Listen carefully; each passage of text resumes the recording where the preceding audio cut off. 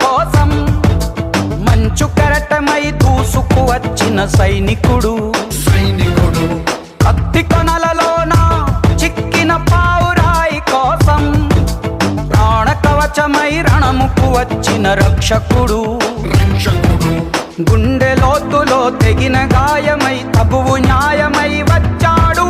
కంచు కోటలో రాకుమారి పెదవంచులపై చిరునవ్వవుతాడు వీడే వీడే నీ తక్షణ రక్షణ లక్ష్యకుడే వీడే వీడే నీ లక్షల సైన్యం వీడే